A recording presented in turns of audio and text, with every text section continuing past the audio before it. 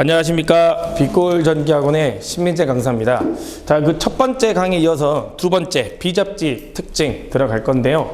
일단 우리 첫 번째 시간에 배웠던 이 비접지 특징 하면 가장 중요한 게 우리가 이거 있었다고 했죠. 반거리 전압은 반드시 높아야 돼, 낮아야 돼? 낮아야 되고, 그 다음에 선로의 길이는 반드시 어쩐다 여러분들? 짧아야 된다. 그래서 이 비접지 방식에서 가장 중요한 첫 번째는 계산 문제가 나올 텐데, 그 계산 문제 중에 이렇게 나온다고 했죠. A와 B와 C상이 있다면 이렇게 A상에서 일선 완전 지락이 발생하게 되면 그때 요 지락 전류의 크기를 우리가 구하라 한다고 했죠. 그래서 제가 첫 번째 강의 시간에 지락 전류를 구하는 방법 제가 공식 적어드린 것 같아요.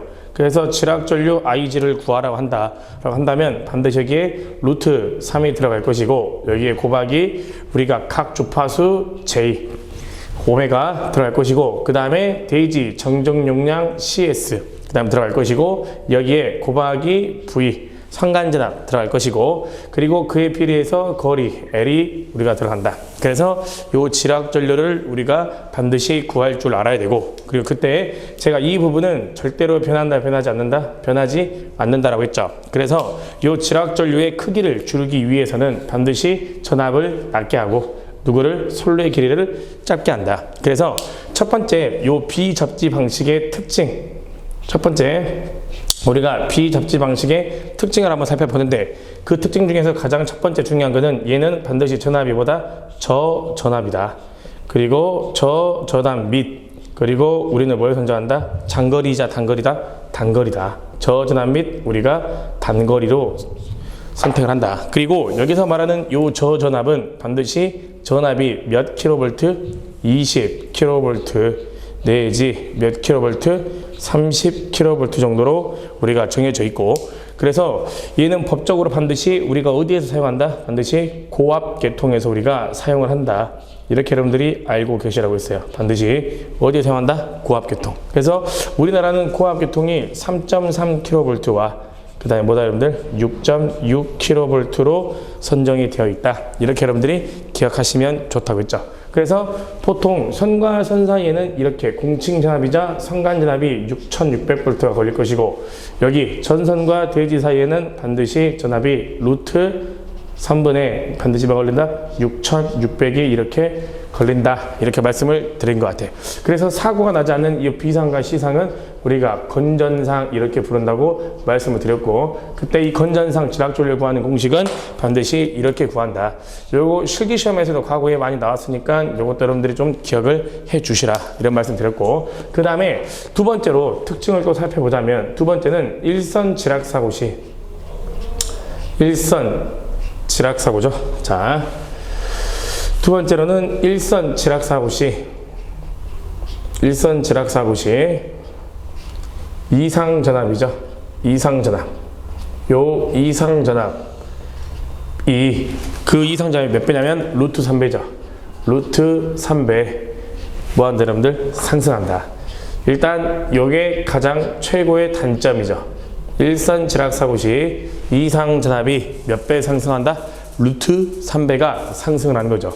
그럼 왜 루트 3배가 상승을 하냐?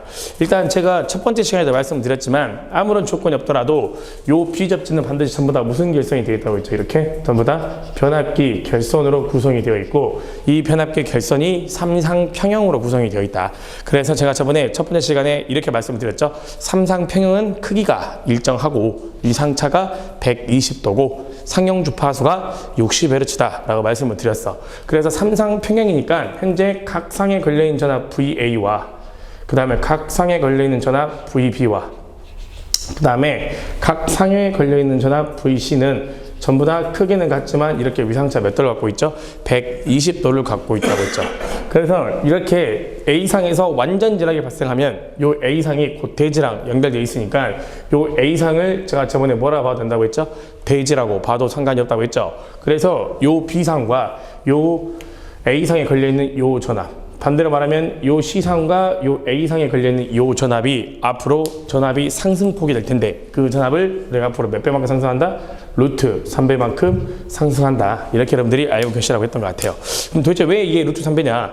우리 회로 이론 시간에 배웠던 성간전압을 한번 떠올려 보세요. 성간전압. 여기가 A상, 여기가 B상. 그 다음에 여기가 보다 C상이라 본다면 그때 요 B상을 반대로 뒤집읍시다. 그럼 여기가 뭐가 되는 거죠?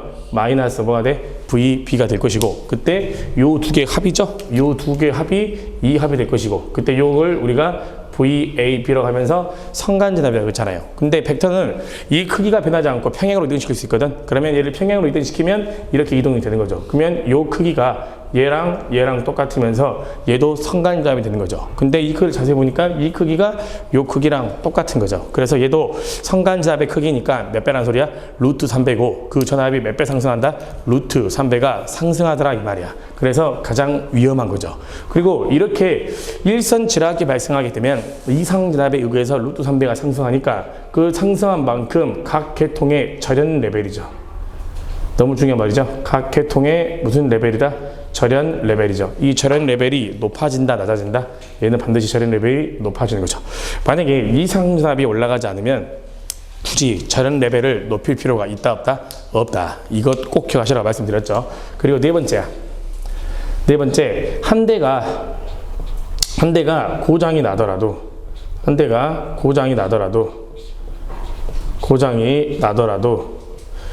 무슨 결선을 통해서? V결선이죠.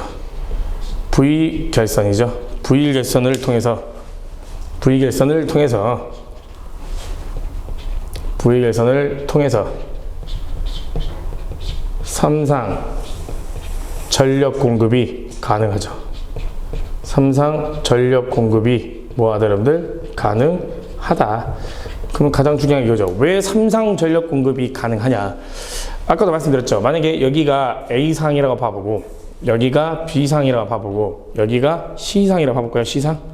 여기 A, B, C상이야. 근데 한 대가 고장이 났다고 가정합시다. 지금 현재 여기서 A상이 고장이 났으니까 얘를 A라 봐본다면 이 A상이 고장이 난 거죠. 그러면 당연히 전압이 나올 리가 없죠. 그 나머지 두 상이 현재 V결선 운전됐는데 왜 V결선 하게 되면 삼상 전력 공급이 가능하냐? 일단 요 두 개를 한번 더해보십시오. 두 개를 더하면 항상 벡터적인 합이니까 요 합인 거죠. 요 합.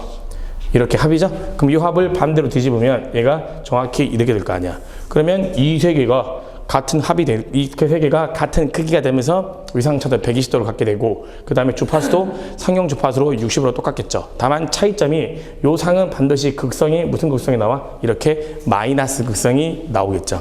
예를 들어서요. 여기에 나온 전압이 우리가 5V라 가정을 하고 여기에 나온 전압도 5V를 한다면 요 빨간색 크기는 몇 미치겠어요 여러분들? 5가 나오겠죠. 왜 5가 나오냐면 이 공식 아십니까? 루트 5의 제곱에 플러스 5의 제곱에 플러스 2 곱하기 5 곱하기 5 곱하기 코사인 몇 도 하면 120도 하게 되면 여기 뭐가 나온다? 5가 나올 거야. 그러면 이 5를 반대로 뒤집으면 여기가 무조건 몇이 나오겠어? 마이너스 5가 나올 것이고 삼상 전력 공급이 가능하죠. 무슨 말씀인지 이해되셨죠? 그래서 포인트가 요건데요. 근데 여기서 가장 중요한 게 또 뭐가 있냐? 요 V결선을 하게 되면 특징 중에 요 V결선은 크게 두 가지로 쪼개져. 첫 번째로 뭐가 쪼개지냐? 이용률이라는 게 있고 또 뭐가 있냐면 출력비라는 게 있죠. 이용률이 있고 그다음 뭐가 있어요 여러분들? 출력비 이렇게 두 개가 있지. 그럼 이용률은 이 변압기를 이용한다는 소리인데 원래 이 변압기는 몇 대를 이용했죠? 세 대였잖아. 근데 한 대가 고장이 났으니까 두 대라고 가정을 하고 그때 이 한 대 용량이 50이라고 가정한다면 얘 50이고 얘 50이니까 총 몇이 나와야 돼? 100이 나와야죠. 그러면 원래는 한 대 용량에 변압기를 이용했을 때 반드시 몇 배가 나와야 돼? 2배가 나와야죠. 근데 실제로 V결선이 돼서 우리가 운전을 해보니까 한 대 용량에 몇이 걸리는 거야? 루트 3만큼 밖에 안 걸리더라 이 말이야. 그럼 같은 용량이니까 두 개가 약분이 되면서 얘를 계산기로 들겨 보면 이용률은 무조건 몇이 나온가? 86점 몇 프로 나와? 6% 나오죠. 그 다음에 출력비네요. 출력은 누구랑 비교하는 거야? 델타 결선일 때 출력과 V 결선일 때 출력을 비교하는 거죠. 델타 결선일 때 출력은 한 대 용량 P1에 몇 배가 나왔죠? 원래는 당연히 3배가 나와야 돼. 근데 V결선으로 하게 되면 한 대 용량의 출력이 몇만큼 나와? 루트 3만큼 나오는 거죠. 그러면 얘를 똑같이 아까처럼 같은 용량이니까 약분이 될 것이고 3분의 루트 3을 계산기로 두들기게 되면 요 출력비는 몇이 나온다? 57.7%가 나올 거야. 그럼 하고 싶은 말이 뭐죠?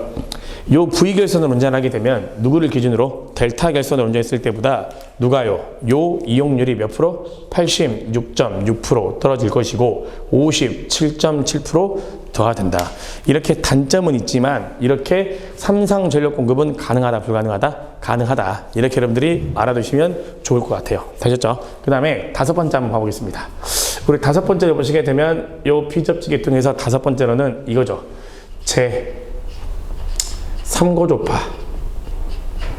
제3고조파 제거가 가능하다. 이게 중요한 거죠. 몇 고조파 가능하다? 제3고조파 제거가 가능하다. 그럼 여기서 가장 중요한 포인트는 요 제3고조파라고 한다면 반드시 우리가 뭘 가지고 있어? 동의상의 특성을 가지고 있죠. 제3고조파면 반드시 무슨 특성을 가지고 있다?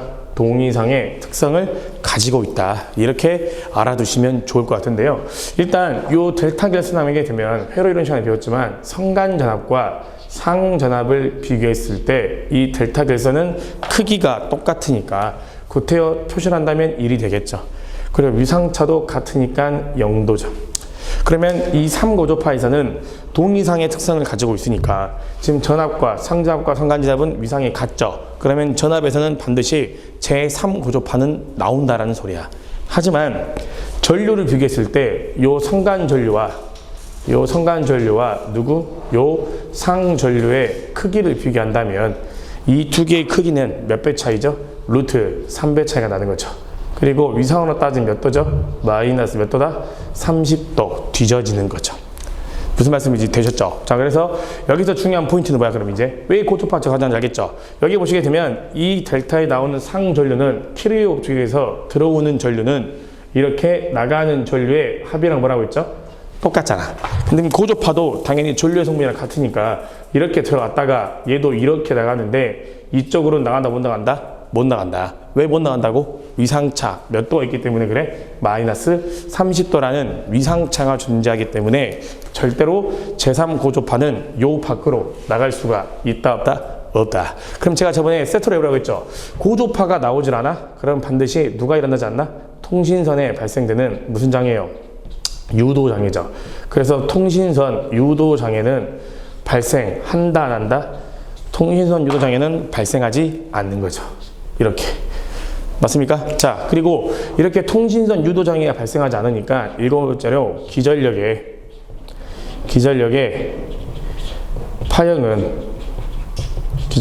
파형은 왜곡되지 않는다. 왜곡되지 않는다. 이게 무슨 말이죠? 우리 원래 만약에 기본파가 이렇게 나와 있었다면 그 기본파를 포함한 3고조파가 이렇게 나왔다고 가정할까요? 이렇게요?